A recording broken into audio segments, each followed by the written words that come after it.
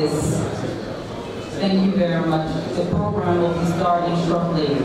So everyone, please be seated. And once again, the translation devices, please make sure that it's on channel 3 and that you turn it on as well.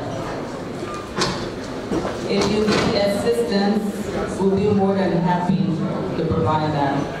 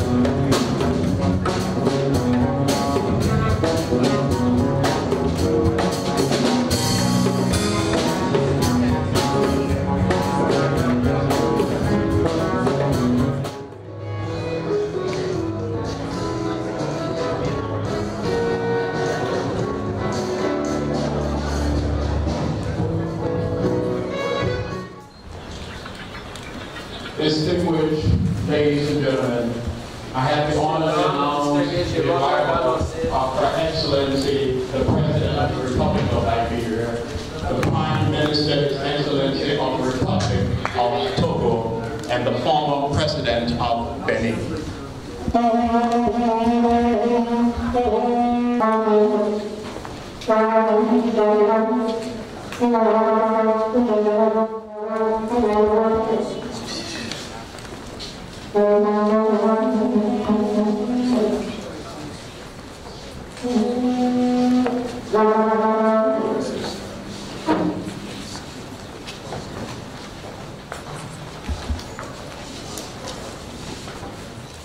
Your Excellency, President of Liberia, Your Excellency, Prime Minister of Togo, Your Excellency, former President of Benin, the Dean and members of the Cabinet, Honorable Chairman on Health, and members of the Legislature, Your Excellency, Ambassador of ECOWAS, WHO Geneva Representative, UNA Representative, officials of government present, members of the Diplomatic Corps, international organizations, civil society, members of the Fourth Estate, distinguished ladies and gentlemen.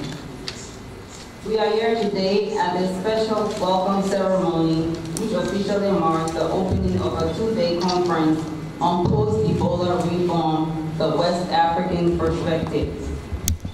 This important event is being organized today by the Liberia Ministry of Health, West Africa Health Organization, WAHU, Economic Community of West African States, ECOWAS, Chatham House, and Harvard Global Health Institute.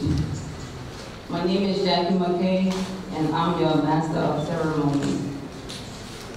I would like to welcome to the podium our Lord Mayor, Clara Do Moboko, Mayor of Monrovia. It gives me great pleasure to welcome you to the Monrovia City Hall and to our capital city. I wish to welcome all of you to the opening of the program, this workshop on post-Ebola global reforms with the West African perspective. On behalf of our Minister of Health, the Economic Community of West Africa, Chatham House, the Royal Institute of Internal Affairs, and the Harvard University Global Health Institute, along with the sponsors of this workshop, the Gates Foundation, Big Wind Philanthropists, and the Rockefeller Foundation, we wish to welcome you to this workshop.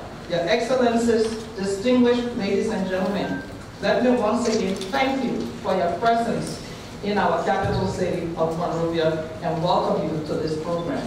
Thank you. Thank you. At this time, I would like to welcome to the podium our Minister of Health, Dr. Bernice Dunn. Who could ever imagine in 2014 that we would gather together to chart a new path based on our collective experiences gained from battling the deadly Ebola virus? For many of you sitting here, you had fewer nights of sleep and longer days of work as we were bombarded daily with news of death and misery of our fellow citizens. Like me, you may have shed tears as families became decimated with the disease. Our gathering here is a signal to the world of a great triumph over this deadly disease by the affected countries in particular and the West African sub-region in general.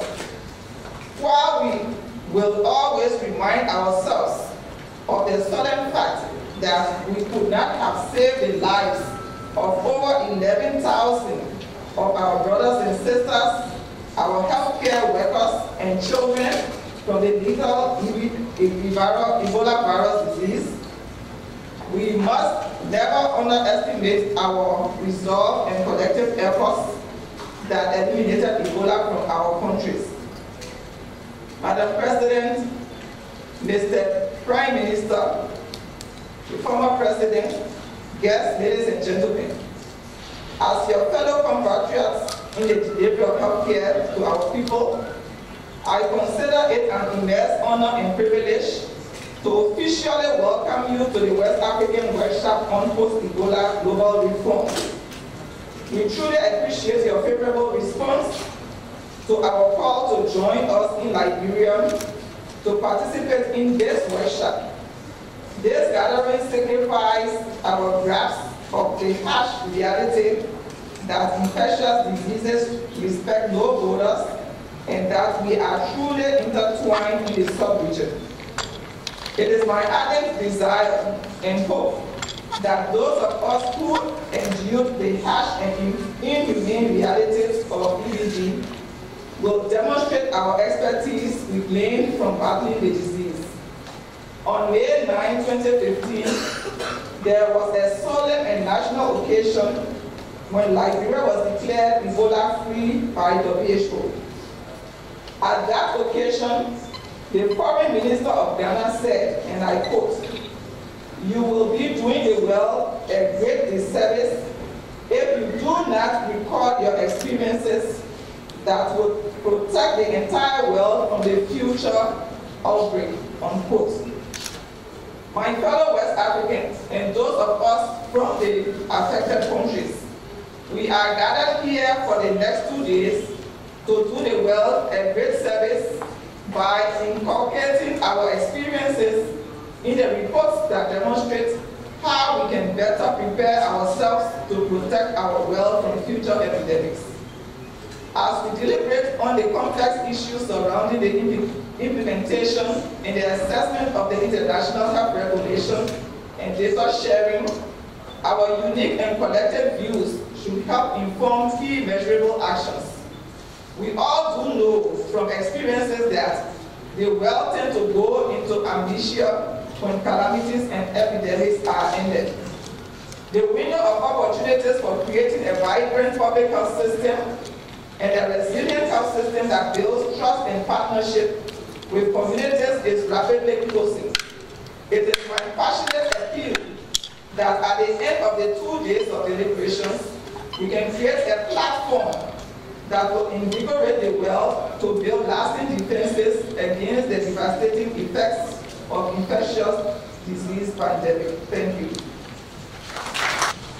Since this is a West African conference, an ECOWAS conference, at this time we are going to have a special performance by the Liberian Crusaders for Peace, headed by Ambassador Julie Andy. It's going to be an ECOWAS song. Please give it up for the Liberian Crusaders for Peace. Vol excellence. La musique africaine est fantastique. Qui est bénisse la CEDEAO? La CEDEAO promeut la paix en Afrique. La CEDEAO soulage l'Afrique. La pauvreté et des maladies. La CEDEAO doit exceller. Merci.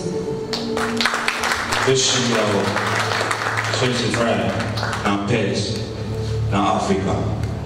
Mission de vie, riche hash. Mission riche. ECOWAS is promoting peace in Africa. ECOWAS will alleviate poverty and diseases from Africa. Africa will shine. Peace will reign in Africa, and ECOWAS is shining. Free, ECOWAS, free, ECOWAS.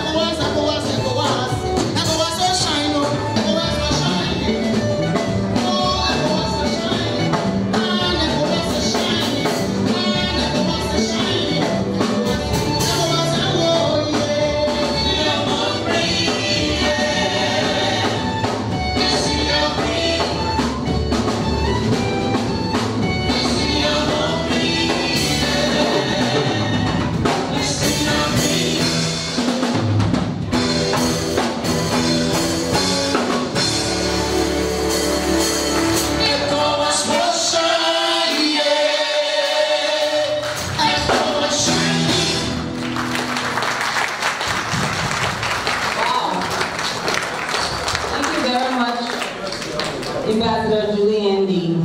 Dr. Jibril Diallo, the Regional Director for UNAIDS. Dr. Diallo. I'd like, with the permission of the President, to ask you to give a big round of applause again to this group.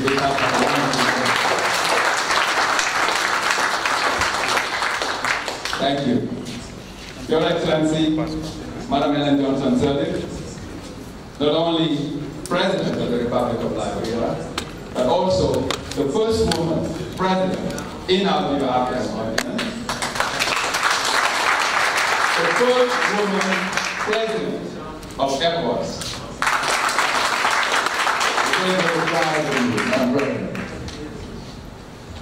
Monsieur le Premier ministre, représentant son Excellence, Monsieur Paul Nassimbe, Président de la République du Togo, Monsieur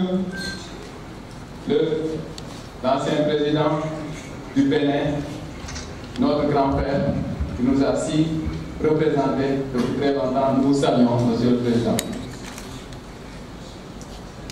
Honorable Mrs. Bernice Dawn, Minister of Health of Liberia, honorable ministers here present, Ministers of Health, the Honorable Mayor of Monrovia, representing us here, receiving us here, thank you, Madam Mayor, the President of ECOWAS Commission, the Dr. Laurent Assoba, representative of the Director General of the West African Health Organization, Dr. Darius Christian, the members of the legislature, the Senate, the diplomatic corps, members of the government, distinguished guests, ladies and gentlemen, I bring you the greetings of Michel Sidibe, Executive Director of UNAIDS, Under Secretary General of the United Nations. And I about to read to you the message, Madam President, that the Executive Director of UNAIDS is delivering to this very, very important workshop on post-Ebola global reforms. The message is as follows. Quote, I feel very privileged to be associated with the theme that you will be discussing in this meeting, and I wish to thank the organizers, in particular the Minister Bernice Dawn, the representatives of Chatham House, Harvard University, who have done a tremendous job of understanding the synergies between AIDS and EBD responses, and granted me, Michel Sidibe, this opportunity to share a few messages. Our communities have been severely affected by Ebola virus disease. More than 5,000 people have died. And even now, our people continue to face the social and economic impacts. We are continuing to do our audit and learning our lessons. That is important to acknowledge.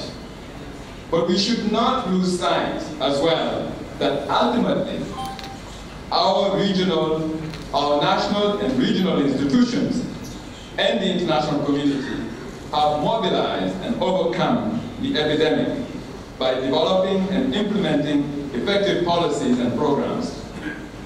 On this note, I wish to acknowledge 2 points. One, the indefatigable role that Her Excellency, the President of Liberia, has played in this crusade against Ebola virus, not only in Liberia, not only in Guinea, not only in Sierra Leone, but also along the international community. Let us again say a warm thank you to Madam President Ellen Johnson Sirleaf. I would also like to acknowledge the tremendous work that has been done by the President of Togo, His Excellency Paul Nassimbe, who has spared no effort in his capacity of high-level coordinator for the EBD response on behalf of ECOWAS Head of State.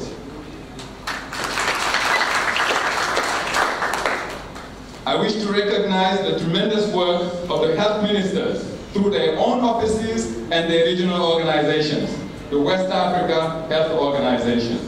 I have personally been able to witness these achievements when, together with Mrs. Margaret Chan, Director General of the World Health Organization, Dr. Mark Tybel of the Global Fund to fight AIDS, TB, and malaria, Professor Jean-Pierre Delprasi, I visited my native country of Mali during the active phase of the EBD epidemic. This visit took place in November 2014, and today it is my utmost pleasure to see that mechanisms are established and reforms are taking shape. I thus salute first the establishment of ECOWAS Regional Surveillance and Disease Control Center, whose secretariat is based in Nigeria, and which builds on 15 strong national reference laboratory centers. Secondly, the report of the United Nations Secretary General, a high-level panel on global response to health crises. And last but not least, the adoption by the 69th World Health Assembly of a new health emergency program. Ladies and gentlemen, the United Nations General Assembly and its 194 country representatives met this June and made a historic political declaration to end AIDS as a public health threat by 2030. But AIDS is not yet over, and our region, the Western Central Africa region, is not yet fully benefiting from the enormous gains seen at the global level. A few statistics. Only 28% of our own people in Western and Central Africa living with HIV have access to antiretroviral treatment in 2015, as compared to 54% in the hardest hit regions of Eastern and Southern Africa. The next question is, what is the link between post-EBD response and HIV/AIDS, you might ask me. The fact is that the same challenges impeding progress in AIDS response in our region are often the same that have delayed rapid EBD response. In particular, weak health systems and weak engagement of the communities. I'm thus very pleased to inform you that on our collaboration with the ECOWAS Regional Surveillance and Disease Control Center, RSDCC, which builds on the conviction of great multiplier effect between stronger international health and the ending of AIDS epidemic. And in this way, our collaboration will not only aim at ending AIDS, but also benefit the TB and malaria elimination program, which, as you know, are in line with the African Union catalytic framework to end AIDS, TB, and malaria in Africa by 2030, and is thus aligned with the African Union Agenda 2063. In the same vein, allow me to inform you on our great collaboration with both the EBD survivors and the network of people living with HIV of Guinea, Liberia, Sierra Leone, and Nigeria, on a model program embodied by the call, "We beat Ebola, help us beat stigma." Madam and Monsieur, distinguished participants, UNAIDS is very proud of our rich collaboration with ECOWAS, and I take this opportunity to congratulate you and thank you, Madam President, as Chair of ECOWAS, and thank also the Minister of Health of Liberia, who, Madam President, did a tremendous job in New York during the high-level meeting. She co-chaired an excellent meeting that was a combined meeting of Ministers of Health of West Africa and also of Central Africa. So through you, we would like to thank the Minister of Health for a job well done mobilizing the international community on the interrelationship between the response to Ebola and the fight against HIV/AIDS. I'm pleased to inform you. Thank you. I'm pleased to inform you that under the leadership of my regional director, UNAIDS, in consultation with member states and partners, is developing an emergency plan that will guide us to redress the situation and achieve the 3 90s, that is by 2020. And the 3 90s are, number one, that 90% of all people living with HIV should know their status by 2020. That 90% of those people who know their status should receive antiretroviral treatment. And that 90% of those who receive treatment should have viral suppression in such a way that they will not be able to contaminate other people. Obviously, this emergency plan will be a catalyst and complementary to the national and regional plans, and there is no doubt that we will seek the same multiplier effect between ending AIDS and regional health securities. Allow me, in conclusion, to say that we are very, very proud to be associated with the presidency of President Ellen Johnson Sirleaf of ECOWAS, because those of us who remember, when the United Nations Development Program needed to have a face, a leader, a personality, who was going to negotiate the bend between UNDP being a grant-giving body and UNDP being a trusted advisor, who did the United Nations call on to? Madam Ellen Johnson Sirleaf. And she did a fantastic job of really associating with that. And we're looking to you, Madam President, to help launch this emergency plan for Africa, for West and Central Africa, so that if we're talking about ending HIV/AIDS as a public health threat by 2030, we should not forget the West and Central Africa region. With that, I would like to thank you very much, and this is the message. Thank you.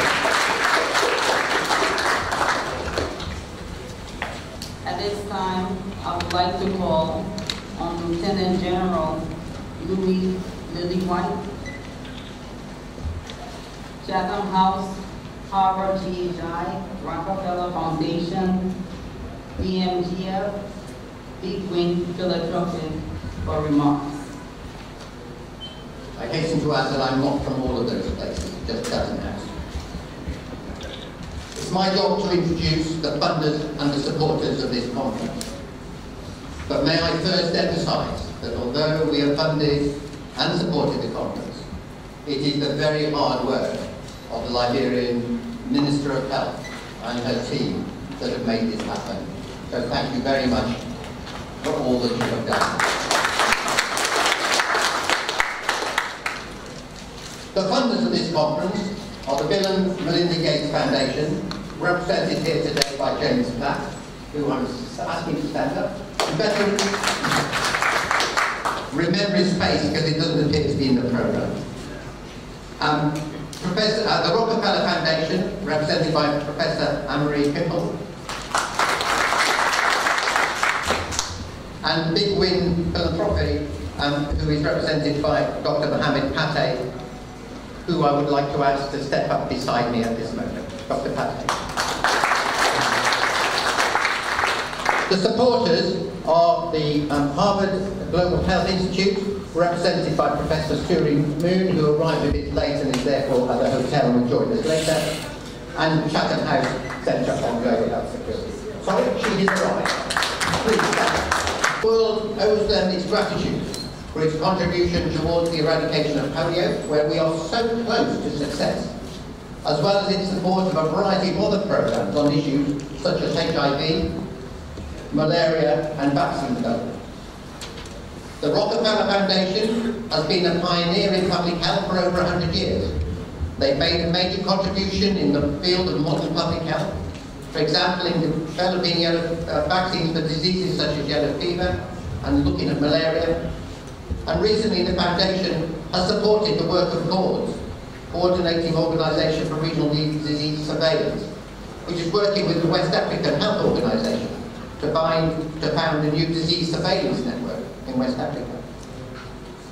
Big Win Philanthropy supports investment in developing countries in areas such as health, family support and education to improve child survival. They see investment in these areas as essential for the opening up of potential for accelerating economic growth. not just health for health's sake, but health for the sake of the country.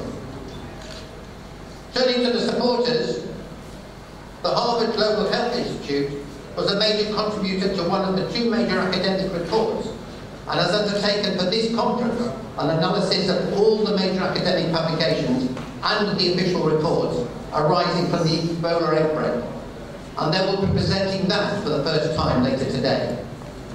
A relatively new institute and only 7 years old, they have in a short time become a major academic force in global public health. Chatham House is a long-standing think tank in the United Kingdom, but its Centre on Global Health Security is, like Harvard, a relatively new initiative of about 7 years. And its main purpose is linking the technical aspects of global health with the global decision makers in both health and the non-health fields. A main part of this is the organisation of meetings to bring together representatives from various disciplines to debate issues of common interest, and we've been delighted to support the Liberian Ministry of Health in developing this meeting. One of the messages that we at Chatham House received from African foreign ministers earlier this year at the Munich Security Conference in Munich and then in Ethiopia was that not enough was being done by those of us who were studying the lessons of the Ebola epidemic to take account of the views and needs of those countries most affected by the Ebola outbreak. The funders and supporters on whose behalf I speak hope that this conference will contribute to ensuring that the West African voice is indeed heard and is heard loudly at the various important debates which are potentially critical to the safety of the whole world at the upcoming meetings of the World Health Organization and the United Nations. Once again, I thank the President and the Minister of Health of Liberia for the opportunity to help them hold this conference, and I would just ask to Dr. Pate to say a few words in conclusion. Distinguished participants, may I crave your indulgence to say all protocols duly and respectfully observed. We at Big Win would like to, first of all, thank the organizers for associating us with this effort. It's indeed a real honor for us to have participated in bringing this to fruition. We also want to thank the Liberian government, led by the President, the Minister, and all those who hosted us to this. There are two reasons why we felt we should join in this effort, led by the Harvard Global Health Institute as well as the Chatham House. The first is the realization, like Lily White mentioned, that as the Ebola epidemic unfolded, as the tragedy unfolded over the last 30 months, there are several global efforts to understand and learn from the lessons. But the voices, particularly from the countries most affected, have not been heard as much as we would have hoped, given the important lessons that have been seen during the course of responding to the epidemic. So this is an opportunity for us, we felt, to help amplify the voices of the countries directly affected, the leaders who stood up when it was needed, and also responded at all levels in helping stem this outbreak. The second reason is really to ask, are we safer as a world today as a consequence of this? If we've lost more than 10,000 people as a consequence of this outbreak, are we safer? Are we safer in terms of the implementation of the international health regulations? Are we safer in our ability, are we better in our ability to harvest knowledge, to share data, to collaborate when it comes to development and research? Are the multilateral United Nations, WHO, are these all entities in the global health governance architecture, are they better? What changes have happened? Are they more accountable? And I think these are the issues that we hope will be discussed in the course of these 2 days, and we wish to continue to support the government of Liberia and all the organizers and participants to see that we have actionable recommendations from this. Thank you very much. At this time, we'd like to call on Dr. Desmond Williams, who is the country representative for CDC. I bring you greetings and salutations from the United States of Russia, Christian Elder. heads of our U.S. government family here in Liberia and back in the United States. I would like to start my remarks by recounting a familiar story to most of us in this room. A strange disease appeared in a village in Guinea and quickly spread to Sierra Leone and Liberia. That marked the start of the largest and worst Ebola outbreak the world has ever experienced. That outbreak would quickly spread to capital cities of those key countries and spread to other countries in the region and across the oceans. Before it was over 28,000 people had been infected and over 11,000 people had died and from the direct consequences of the disease. And countless others have died from treatable conditions that could have easily been managed, but because of the collapse in the healthcare system in these countries, those people lost their lives. The economy of the three countries and the surrounding region was also devastated. The world came together in an unprecedented way to support the three heavily affected countries, and we averted a potential pandemic. During this unprecedented response, the U.S. government was proud to stand shoulder to shoulder with the governments and people of the affected countries and other international partners to provide resources, technical assistance, political support directly and through our various offices. We have come a long way, and now that the outbreak is over, there is still a lot of work to do. We need to stay vigilant for sporadic outbreaks that may occur. We need to review and learn from the Ebola epidemic and our response to it, and apply those lessons not only to health, but to other areas that would benefit from some of these lessons. Some of those lessons include the importance of country ownership and leadership, community engagement, empowerment, and participation. And these things cannot be emphasized, because I am convinced that without the community's engagement and participation in the fight against Ebola, we would not have won that fight. The need for regional collaboration and dialogue to share experiences and strategies is critical, and so we are happy to be part of this discussion today. The need to continue to study and learn about this disease and its sequelae is still a very important exercise for us to continue. The U.S. government is committed to continuing to work with these countries and the region in developing the strong foundations for a robust healthcare system to allow the region to prevent, where possible, quickly detect, and respond to disease of public health concerns. These are the main tenets of the global health security agenda, which also calls for a One Health strategy encompassing human and animal health and working collaboratively across government institutions and governments at large. I would like to end my remarks by telling the same story I started with. A strange disease was detected in Guinea. This disease quickly spread to the capital of Liberia. It sounds very familiar to the start of the worst Ebola outbreak in history. But no, this was in March 2016. I want to take this opportunity to congratulate the government and people of Liberia and Guinea, because together and with cross-border collaboration this time, the outbreak was limited to just 13 cases and only 9 people lost their lives. This is a clear demonstration of how far the region has come in 2 years. Advances in workforce development across the three countries, laboratory strengthening efforts, establishment of rapid response teams, training of healthcare staff to give them the confidence to safely care for and administer to their population without infecting themselves, and other advances that have been made over the last few years. So we look forward to a robust discussion, open and frank discussion about the lessons from these dark episodes in our history, and look for a brighter and more prepared future. And we would like to thank the organizers for putting this mission together, Minister Dan especially, and we look forward to an engaging discussion. Thank you.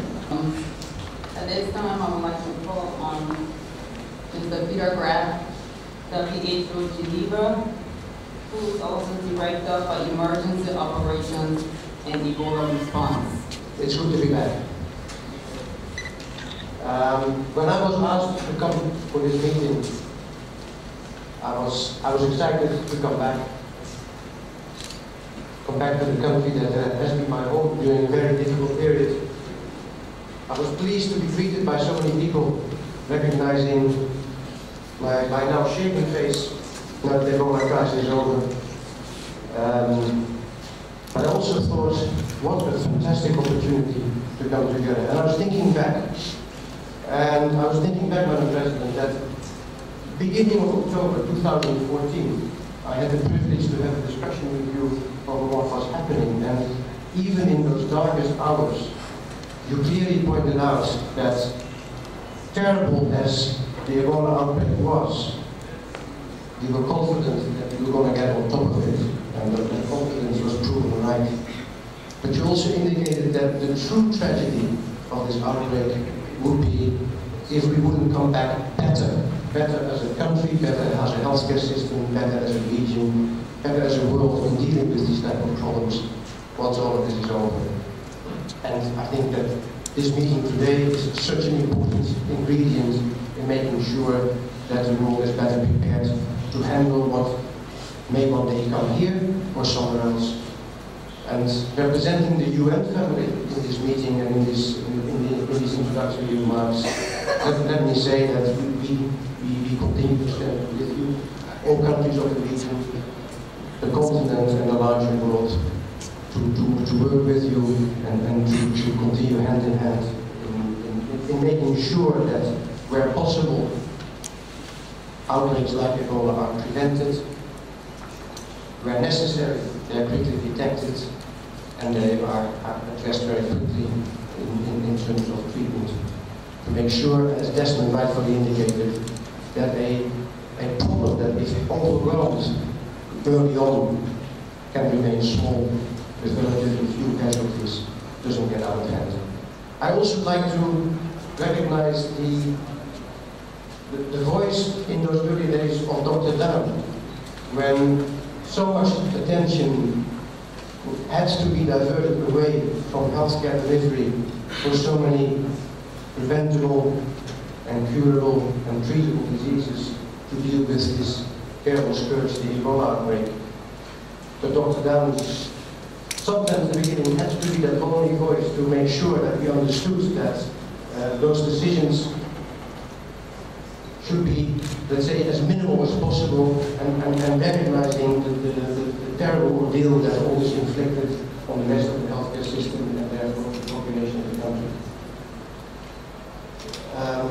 Madam President, if there's any organization in the UN family that has to learn the hard way that we can and should do better, it is the World Health Organization. We've been going through a very profound change over the last month. I've been privileged to be part of that process.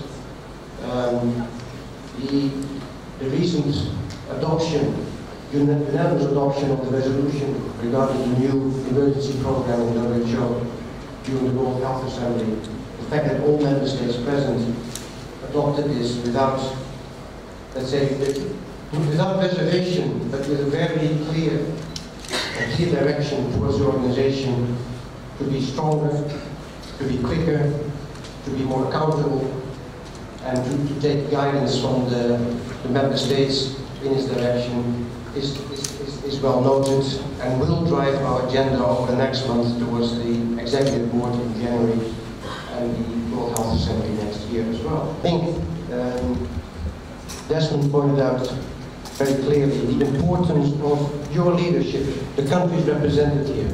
In the sessions, the chairs of the sessions today are representing the countries present. It is you, your direction, your commitments, your drive that has to push this agenda, and it is for us, members of the international community in general, it's for us, the UN family, and the WHO in particular, to take the cue from the deliberations, from your guidance, and make sure that we continue to stand with you in the years to come to help you build back a health system that is stronger and more resilient. Thank you very much. In 2014, he was the head of our on-year UN Nations Ebola response And just being in this room reminds us once again of all those IMS meetings. And I remember back in 2014 when the president called on the National Ebola Task Force to deal with Ebola. And then we started working with our other West African countries, cross-border initiatives, the Minister of Health, our legislature, all government officials, the community engagement portion, which was also very important, through the leadership of our leaders here in the ECOWAS countries. And 2 years later, no, the following year, in 2015, the countries one by one were being declared Ebola free. What an amazing, amazing, amazing achievement for all our countries through the leadership and guidance of our leaders and our international partners as well. That day we can never forget. I think Dr. Diallo mentioned the fact that we must tell the story. The story needs to be told.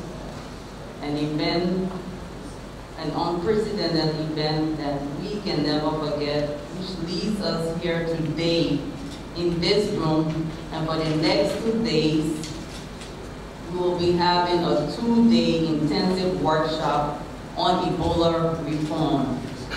So at this time, I would like to call on Dr. Marcel de Souza, His Excellency, to the podium.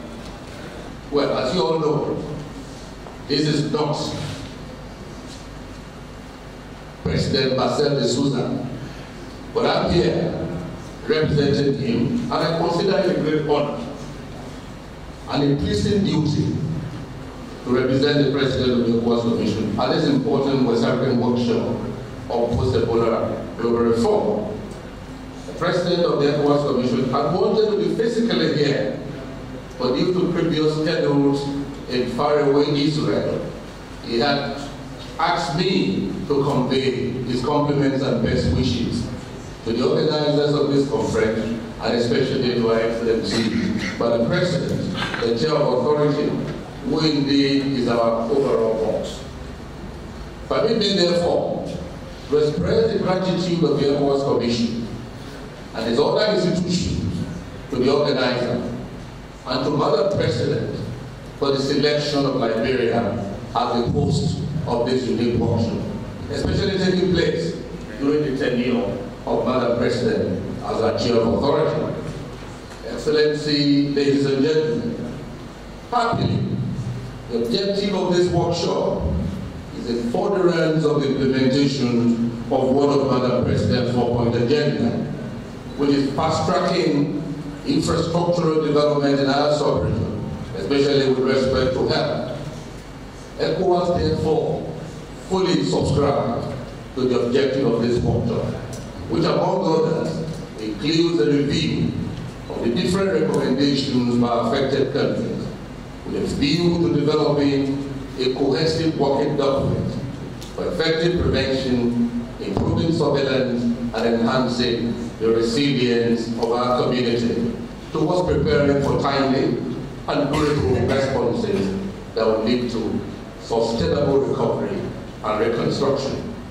It will be recalled that ECOWAS and the specialized agency in charge of health matters, that's the West African Health Organization, WAO, organized the 15th ordinary meeting of the Assembly of the Ministers of Health in Monrovia on the 11th and 12th of April 2014, with the main objective of assessing the status of epidemic diseases in West Africa. And at the time, the Ebola virus was knocking on the doors of Guinea, Liberia, and Sierra Leone. 2 years after, we're again in Monrovia to ponder on the effects of this deadly disease that not only ravaged our region, but also consumed 11,300 lives. We therefore cannot forget in haste the enormous disaster that we all experienced during this challenging period. The effect of this deadly virus was felt in all sectors, economic, health, agriculture, mining, services, education, peace and human security, humanitarian and social services. It also affected the functioning of our regional institutions, as we could not organize regional and bilateral meetings in the affected countries. Worse still, citizens of these countries, including foreign residents, were discriminated against and treated as pariah. The Ebola virus retarded and stunted economic growth and destabilized the social cohesion of the people of the West African region, to mention but a few.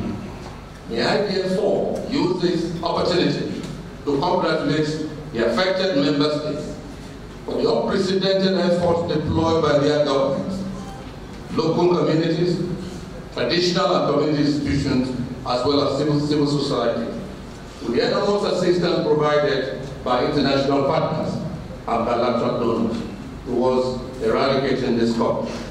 This workshop will therefore serve as a veritable platform to deliberate on existing efforts and experiences made towards addressing this virus, including the inadequacies and gaps in our bilateral, regional, as well as global response to the epidemic. Excellencies, ladies and gentlemen, let me at this juncture pay tribute to His Excellency, President of the Republic of Togo, who could not join us at this important meeting, but who has been represented by his Prime Minister, and with his capacity as a regional coordinator of Ebola response, has championed at various fora the need for necessary recovery support, especially material and technical, for all the affected countries.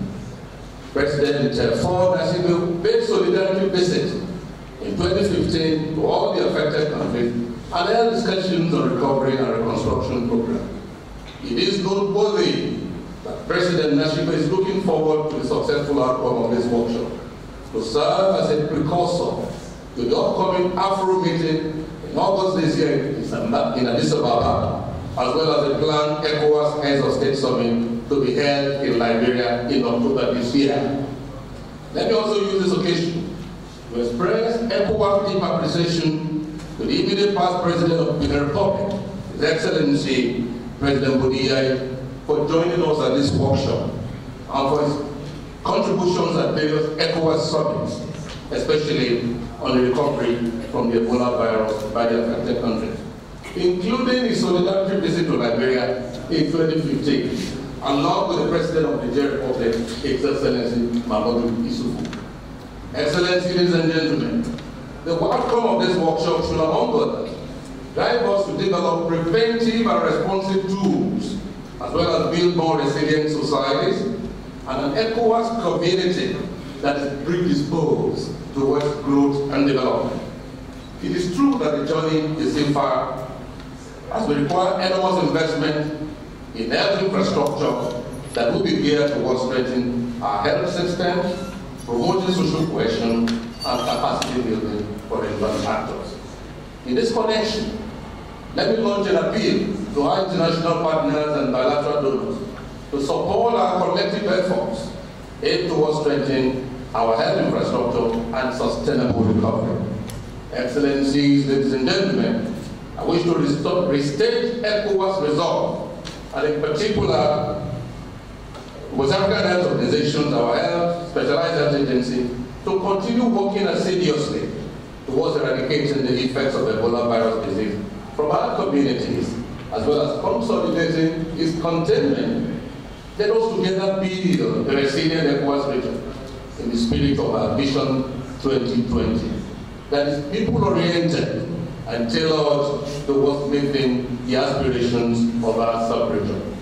Finally, we should once again express our deepest appreciation to ECOWAS member states and international partners, and in particular our Excellency Madam President, that have spared no efforts in the fight against Ebola virus disease. I wish you all a fruitful workshop. Thank you all and God bless. Merci beaucoup, muito obrigado.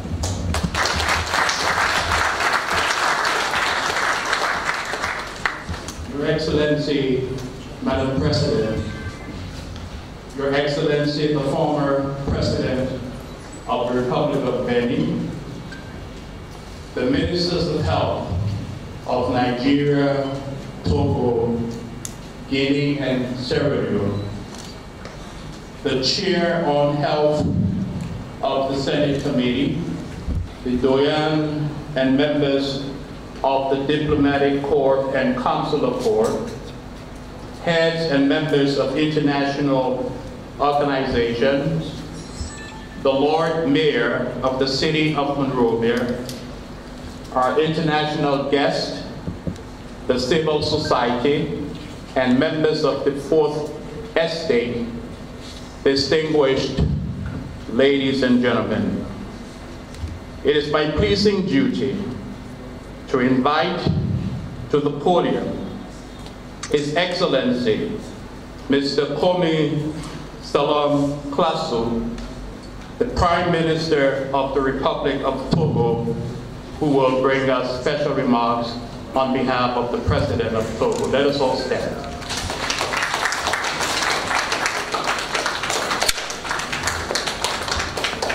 Excellence, Madame la Présidente de la République du Liberia, Présidente en exercice de la CEDEAO, Monsieur le Vice-président, Excellence, Monsieur l'ancien président du Bénin et cher aîné, Mesdames et Messieurs les membres du gouvernement, Monsieur le doyen du corps diplomatique, Madame le maire de Monrovia, Mesdames et Messieurs les ambassadeurs, Mesdames et Messieurs les partenaires techniques et financiers, Mesdames et Messieurs de la société civile, chers participants, Son Excellence, Monsieur le Président de la République du Togo, Fort et Sozima Nyasingbe, chef de l'État et coordonnateur de la CEDEAO pour la lutte contre la maladie à virus Ebola en Afrique de l'Ouest, aurait bien voulu prendre part personnellement à cet important atelier qui vise à fédérer les réflexions, les propositions, les recommandations et les initiatives issues des différentes rencontres organisées dans le cadre de la lutte contre l'épidémie à virus Ebola. Mais, empêché par des contraintes de dernière heure, il m'a fait ainsi honneur de le représenter et de vous transmettre, Excellence Madame la Présidente, ces fraternelles et amicales salutations. L'accueil chaleureux que vous nous avez réservé ce matin, à notre arrivée dans la capitale de votre beau pays, est la parfaite illustration de l'estime dont jouit le président de la République et le peuple togolais auprès de leurs homologues libériens. Cet accueil qui n'est pas surprenant dénote à suffisance de l'hospitalité légendaire du Liberia, de son vaillant peuple et surtout du leadership de Madame la Présidente de la République que nous saluons pour sa récente élection comme présidente en exercice de la CEDEAO. L'épidémie à virus Ebola qui a récemment affecté notre sous-région a une fois encore démontré, et ce, au plan sanitaire, le caractère virtuel, voire l'inexistence des frontières entre nos États. Elle a dénoté à raison que les pères fondateurs de la CEDEAO, qui en 1975 ont mis sur pied cette institution dont l'Organisation ouest-africaine de la santé constitue à ce jour le bras armé en matière sanitaire, était nécessaire. Le Togo conscient de la porosité des frontières entre les États, notamment en matière d'épidémie, s'est engagé corps et âme dans la lutte contre cette maladie. La conséquence palpable de cet engagement est la décision des chefs d'État ouest-africains réunis en sommet extraordinaire le 7 novembre 2014 à Accra, au Ghana, de confier à leurs homologues togolais la coordination de la lutte à mener contre cette épidémie. Le chef de l'État togolais, dans sa mission de coordonnateur, avait déjà visité les pays les plus affectés et a apprécié les efforts louables de ces États.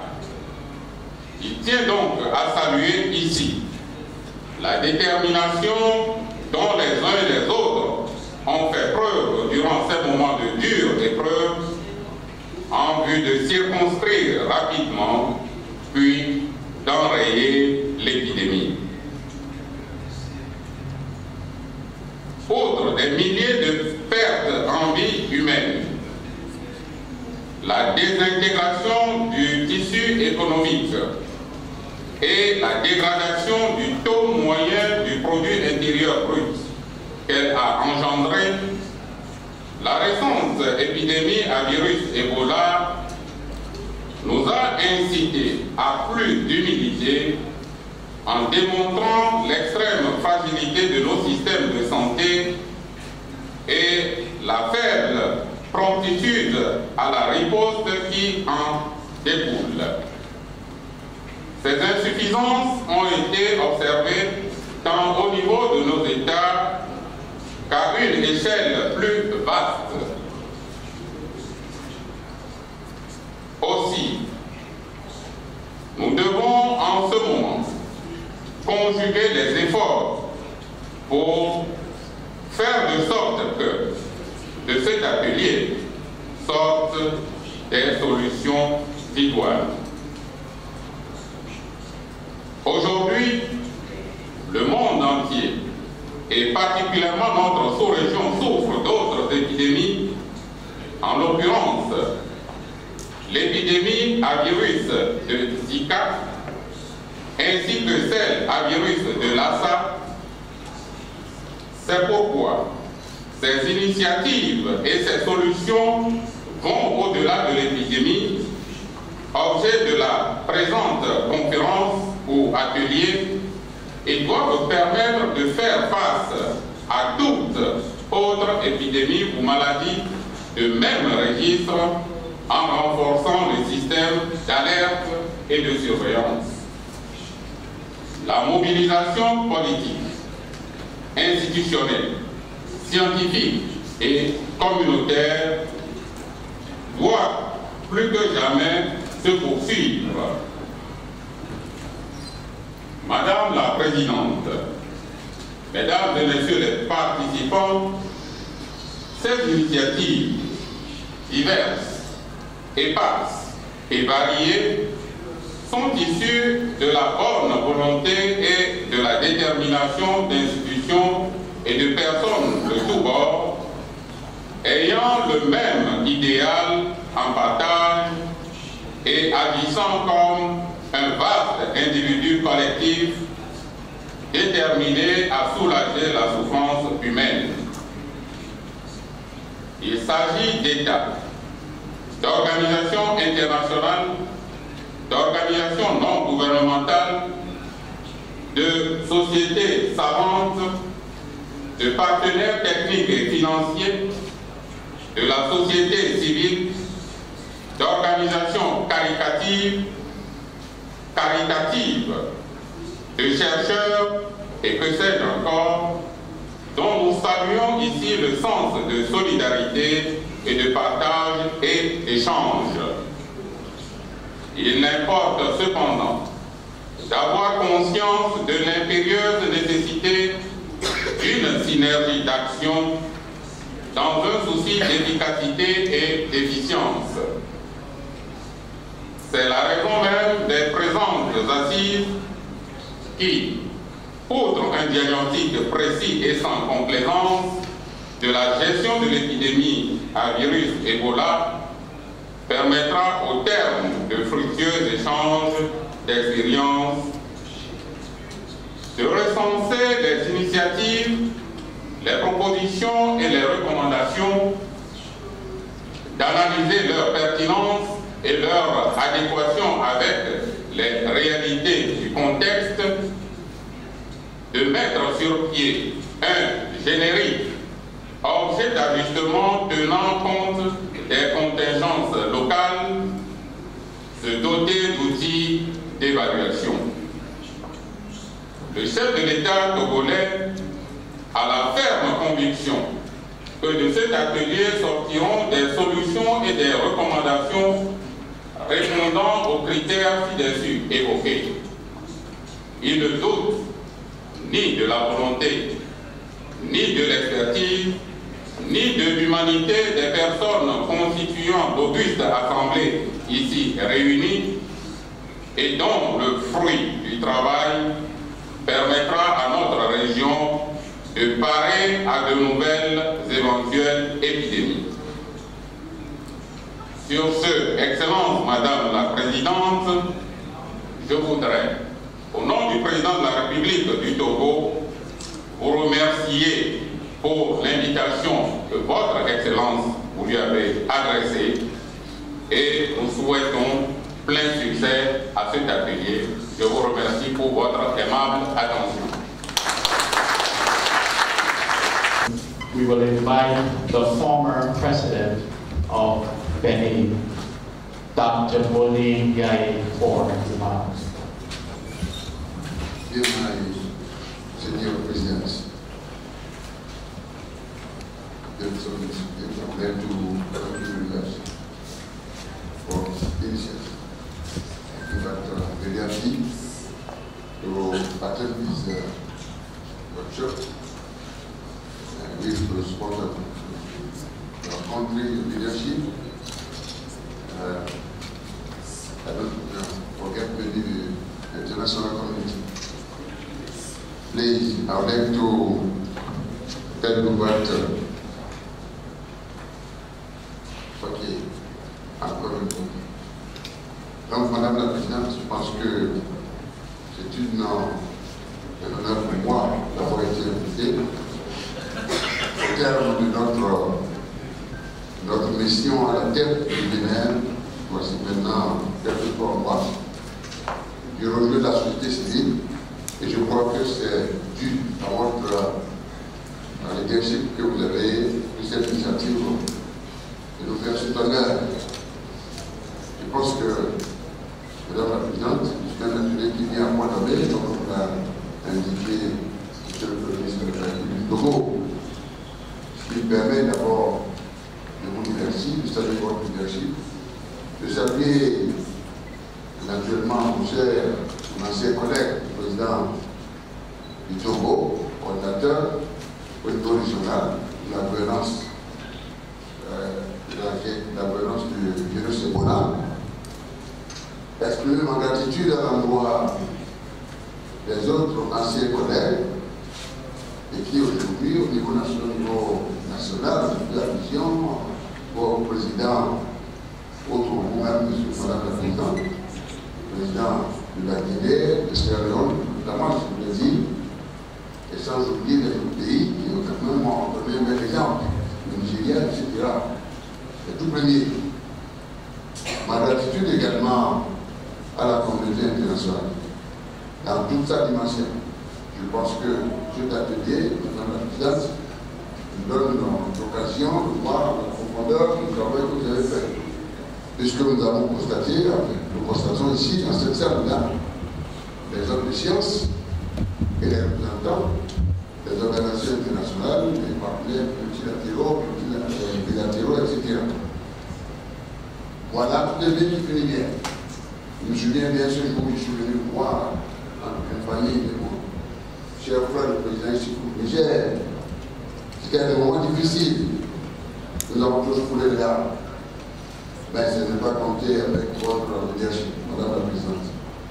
Je pense, à travers vous, dis merci. Merci au peuple de notre courage. Et je pense que s'il faut encore reprendre mes remerciements pour tout ce qui a été fait au niveau international et au niveau régional aussi. Donc, merci au niveau de la communauté, les responsables, le personnel de la commission de la CEDEAO.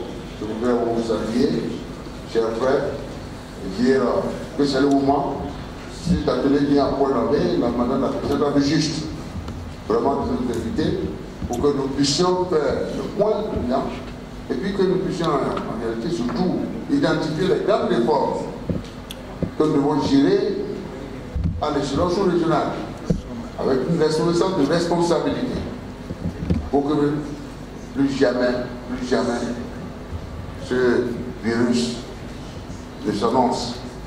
Pour nous, nous sommes venus pour cela, Madame la Présidente, et dire que, vous avez vu juste, nous avons des responsabilités au niveau de chacun de nos États, et chacun en est conscient, au niveau de la sous-région, et en tant que leadership, avec votre collègue, mon cher frère le Président, au niveau international, je pense que nous avons été, on s'est félicité de l'initiative qui a été prise au niveau du Conseil de sécurité au sujet de ce sinistre qui nous a frappé. Croyez-nous, en ce qui nous concerne en tant que président admis à la retraite, en tout cas avec le président devenu plus libre de ces mouvements, je suis venu vous confirmer ma disponibilité, Madame la Présidente, pour que nous puissions à vos côtés continuer ce combat que vous avez si bien mené, plus que plus jamais cela, ceci ne nous frappe encore. Je pense que ceci vous valait la peine, cet atelier, tant il est vrai que les autres défis nous attendent. Et je pense que ce que nous pouvons faire au niveau national, l'essentiel est qu'on puisse identifier ces réformes, leur qualité et naturellement les efforts que nous devons apporter, la mobilisation de la société civile, des populations, etc., sans oublier naturellement celle de la communauté internationale. Ceci nous permettra, parce que la santé d'abord, la santé d'abord. Vous avez gagné ce pari, Madame la Présidente, sans oublier ce que vous avez fait. Au lendemain, aujourd'hui, les succès, parce que dans ce pays, on a besoin de rappeler cela. Donc c'est pourquoi nous nous sommes, en tant qu'ancien président, heureux de prendre part à cet atelier et vous dire que nous en avons besoin, garantir la santé de tous pour nous permettre maintenant de faire face aux autres défis. Je fais allusion à la question de la sécurité internationale. Je fais allusion à la question du dérèglement climatique, Madame la Présidente. Je sais, vous jouez un rôle fondamental là-dessus parce que c'est un des aspects qui ont été identifiés en ce qui concerne la réalisation des objectifs de développement durable à la tête de ce comité que vous avez si bien dirigé à la mesure de la qualité de votre leadership. Encore une fois, Madame la Présidente, je vous dis merci au nom des populations, de la société civile de notre région. Tout ce que nous devons faire maintenant pour garantir la réussite est bien important ça de ce régional. Parce que seuls nous pouvons rien faire. Et ceci, en vérité, comme l'a dit le Premier ministre, ce sinistre nous a prouvé la précarité de nos systèmes. Et je crois que comme nous en sommes conscients, nous sommes heureux aujourd'hui d'avoir apporté le effort et aussi mérité le partenariat stratégique avec les partenaires qui sont venus des autres sciences et d'autres. Les autres défis, Madame la Présidente, je pense que vous l'avez identifié, vous les connaissez, pour avoir dirigé ce comité en ce qui concerne le rendez-vous de 2030, c'est-à-dire la réalisation des objectifs de développement durable. Et je voudrais vous souhaiter une longue vie, la réussite en vos fonctions et féliciter nos peuples, le peuple de la solution, et vous souhaiter, Madame la Présidente, la réussite à la tête de ce qui est pour diriger si bien. Et bonne chance. Merci à tous les participants. Thank you.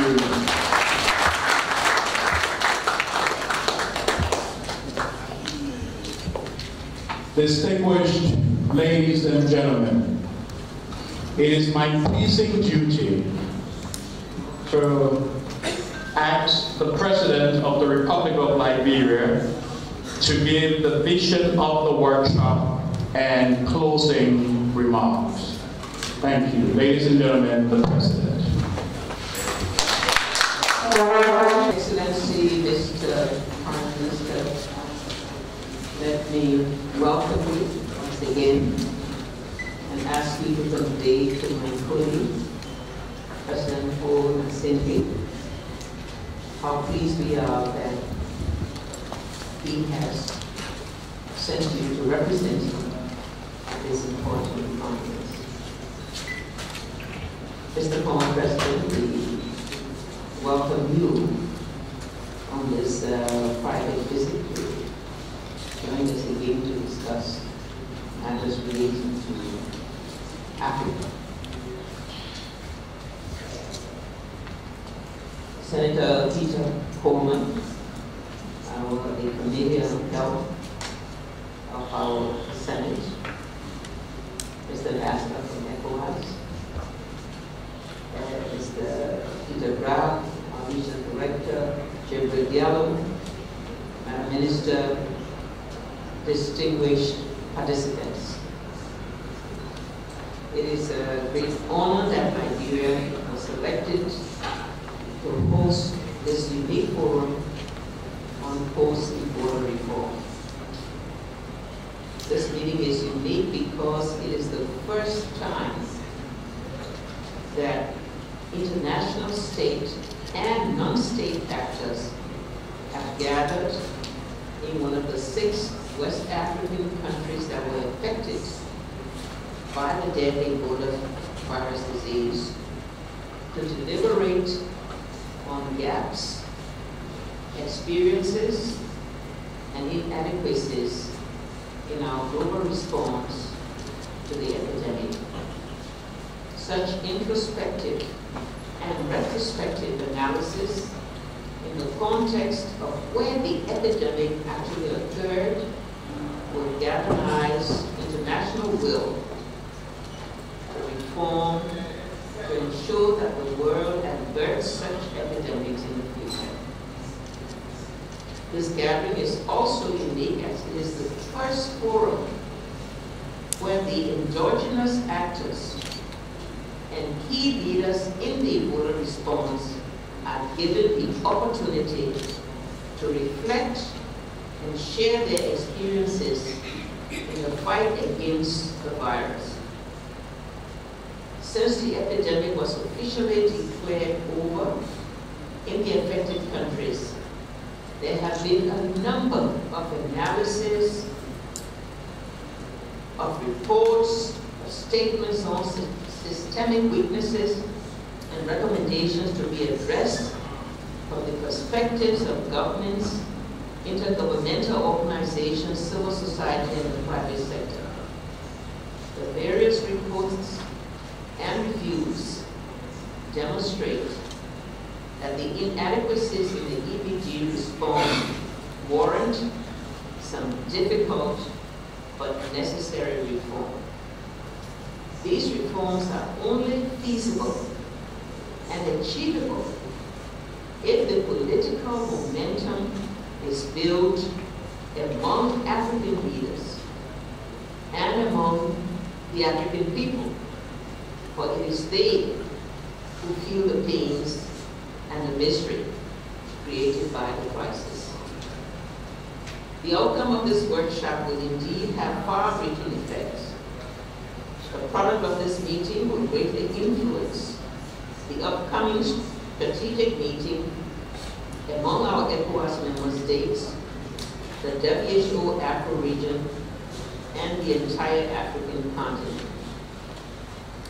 The planned ECOWAS Head of State meeting that is slated to be held in Liberia in October of this year, one to which Mr. Prime Minister will ask you to carry the first message to our brother who has been the ECOWAS envoy on Ebola and has worked so hard with us and has visited us to ensure that this virus affected, to let him know the invitation is on the way. And we look forward to his being here in that high-level meeting in October.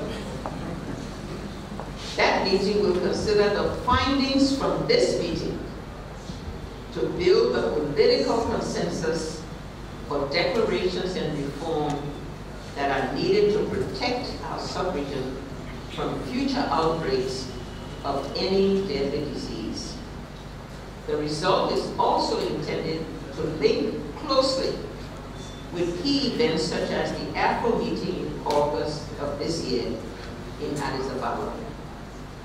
In terms of outcomes, the meeting would have achieved its desired outcome if the African health ministers and their international partners and UN agencies can find practical solutions to the areas that will be discussed.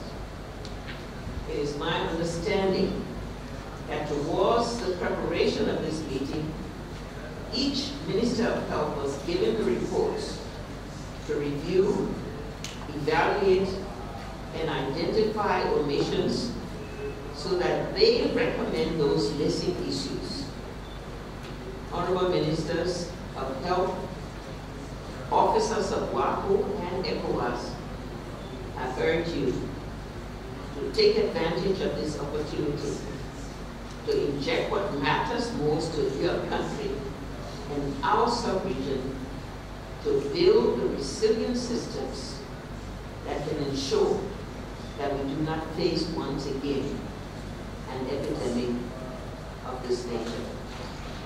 Please note that your deliberations in the next 2 days will lead to results that will have global implications, not only regional, but global implications in protecting our world from deadly diseases.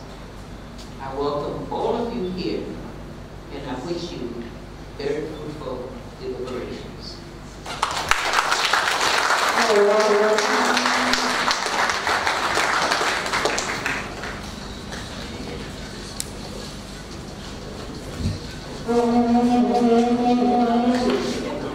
At this time, I would like to call on Dr. Mosaka Pama for announcement. Dr. Pama has been instrumental in the fight against Ebola, and he headed the community-based initiative under the IMF, the Incident Management System. Dr. Pama.